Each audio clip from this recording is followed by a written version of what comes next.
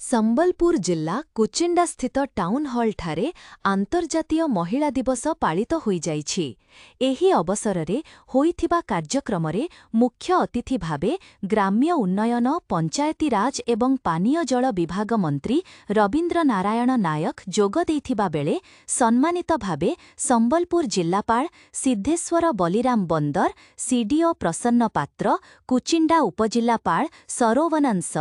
MP ପ୍ରତିନିଧି ସୁଶୀଲ କର, କୁଚିଣ୍ଡା ଜିଲ୍ଲା ପରିଷଦ ଜୋନ୍ 2 ଦିବ୍ୟରାଜ କିସାନ, ବାମରା ବ୍ଲକ ଅଧ୍ୟକ୍ଷା ପିଙ୍କି ଧୁରୁଆ ପ୍ରମୁଖ ମଞ୍ଚରେ ଉପସ୍ଥିତ ରହି ଆନ୍ତର୍ଜାତୀୟ ମହିଳା ଦିବସ ଅବସରରେ ମୁଖ୍ୟମନ୍ତ୍ରୀ ମୋହନ ଚରଣ ମାଝୀଙ୍କ କରକମଳରେ ସୁଭଦ୍ରା ଯୋଜନାର ଚତୁର୍ଥ କିସ୍ତି ଆଜି ପ୍ରଦାନ କଲେ। आज विश्व महिला दिवस ओडिशा प्रदेशर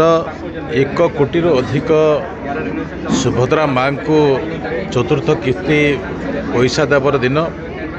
से दृष्टि नहीं आज संबलपुर जिलार कुचिंडारे ए कार्यक्रम होता चतुर्थ किस्ती कार्यक्रम होता। ये कार्यक्रम रे जो माने भल काम करुछंती सेमान को सम्मानित करने सहित जो माने वर्कर अच्छा वर्कर मान को भी आम एवं ऑफिसर जो माने तल स्तर काम कर भी सम्मानित हेले। आमर जो लक्ष्य अच्छी जे माँ लक्ष्यपति दीदी हेब महालक्ष्यपति दीदी हेब ये महालक्ष्यपति दीदी रे आज उल्लेख करुले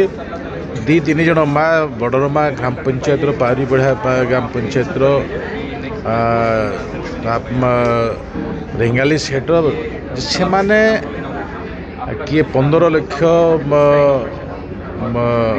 रोजगार करुछंती रोजगार आरंभ करथिले जीरो आरंभ करथिले एवं वर्तमान ताकर 15 लाख ट्रांजैक्शन होईछि एवं ताकर व्यवस्था भितर म जहाँ देखुथली सेमानकर लक्ष्य आगामी दिन में करोड़पति दीदी हेबा पई भी सेमाने चिंतन करुछंती। ए प्रकार चिंतन भितर सेमानकर मोहरु ताकर आभास ताकर योजना जहाँ जना पड़ुथला एवं सरकार तरफ रिवॉल्विंग फंड बाबद रे भी जो 15,000 टंका थिला ताको 30,000 एवं 30,000 रु 5,200 ग्रुप मेम्बर मान को पैसा रिवॉल्विंग फंड दि जाइछि एवं पाखापाखि 483 कोटी टंका 10 लाख टंका पर्यंत 7,742 जन ग्रुप आज नहीं सारे।